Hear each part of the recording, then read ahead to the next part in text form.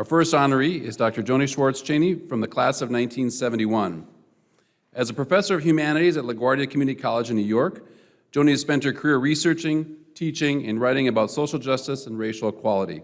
She continuously gives back to the community by supporting Brooklyn's poor and marginalized communities. Introducing Joni is her husband, John.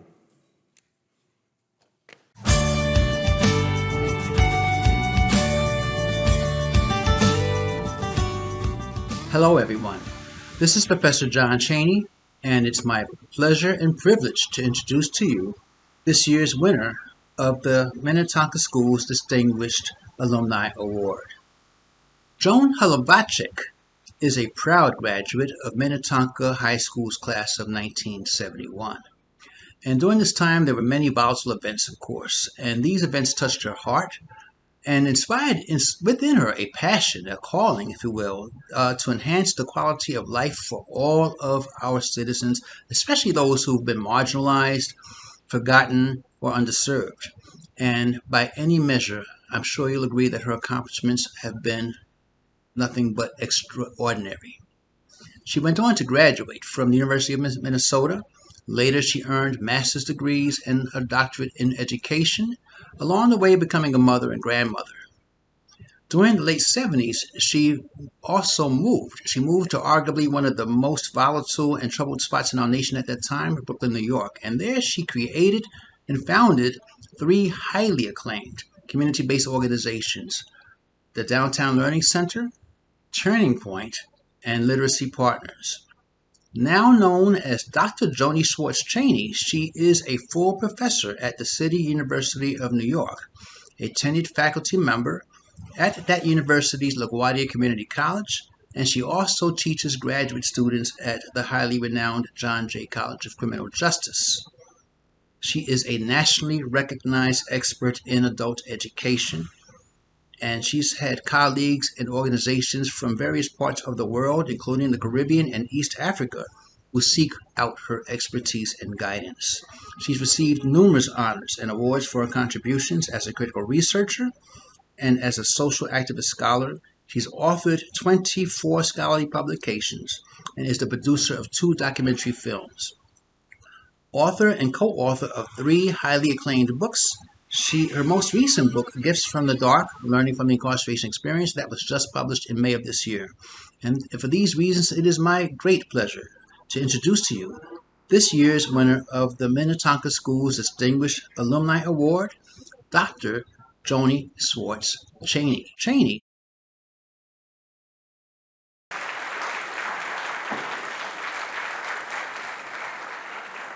And please welcome Dr. Joni Schwartz-Chaney to the stage. Congratulations.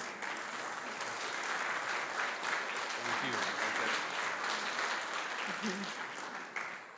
Wow.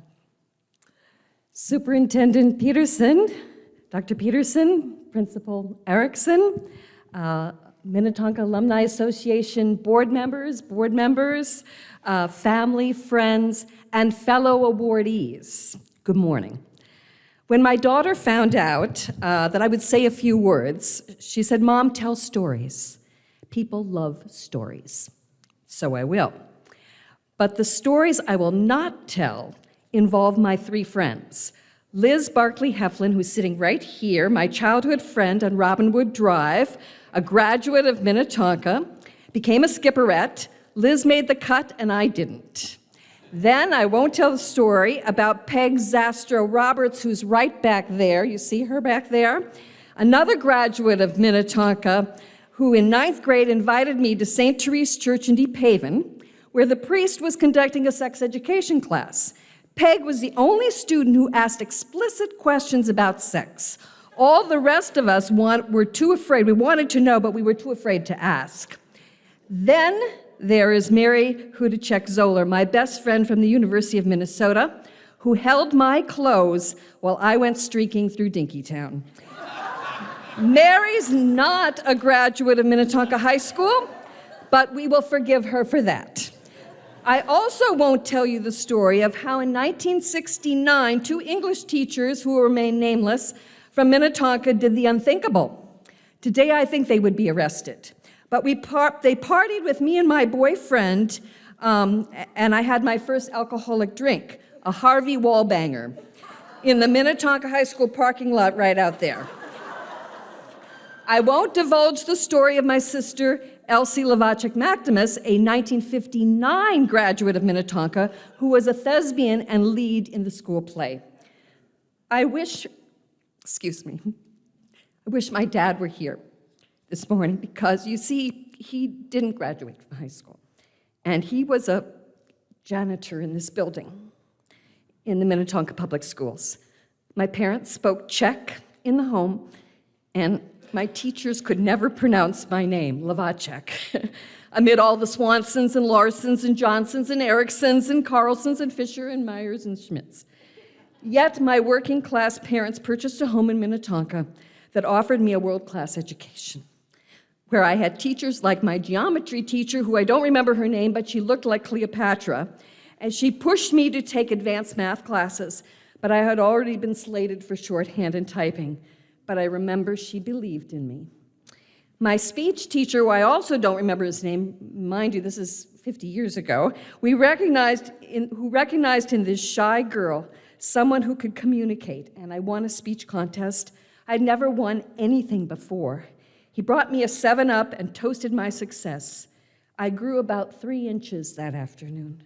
I went on to major in speech communications, world-class teachers. Then I remember the mysterious locked room on the 2nd floor of one of these buildings with a large cabinet-like machine inside, which only the top math calculus students could enter. I now know that this was a mainframe computer. Minnetonka was among the few high schools in this country to have the first computers, a world-class education. Then there was a social science experiment at Minnetonka East Junior High School. It was the late 1960s and the height of the Vietnam and civil rights movement. I remember because my brother Denny, who's sitting right here, a 1962 Minnetonka graduate, was of draft age, and I was so afraid. School administrators and teachers were thinking and caring how to support an all-white student body in understanding racism. Now, this exercise would probably not be allowed today, but at that time, the entire school did the project. Certain students who volunteered to be black wore a sign on their backs that said, "Black." I was one of them.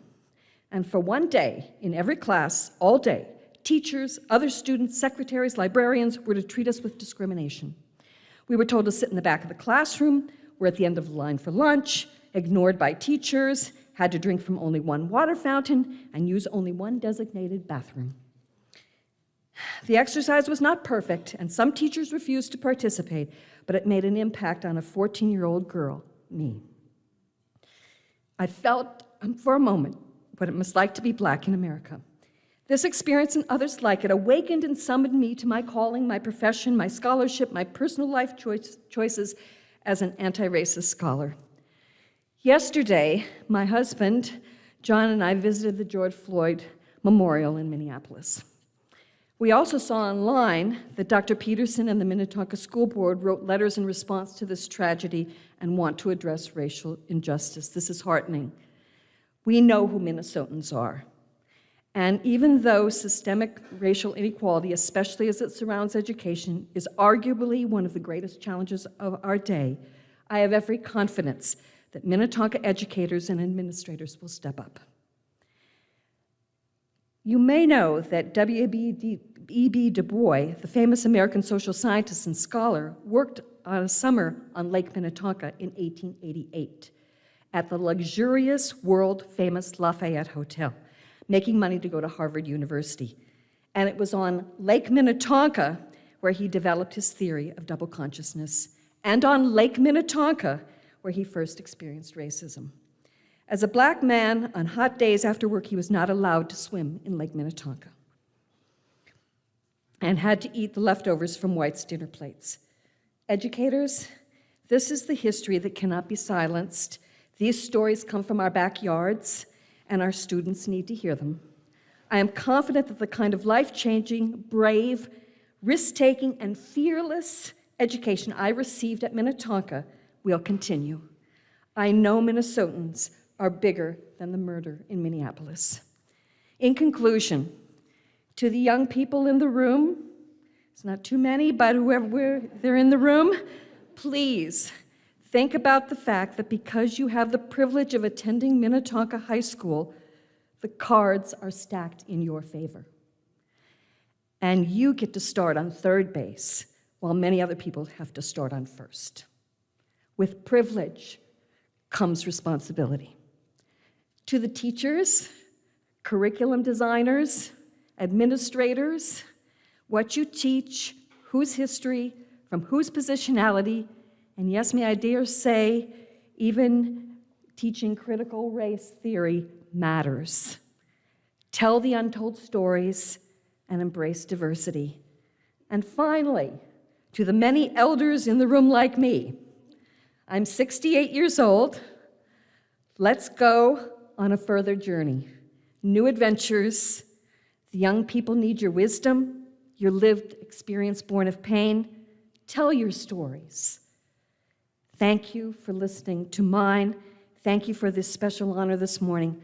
I am grateful and humbled.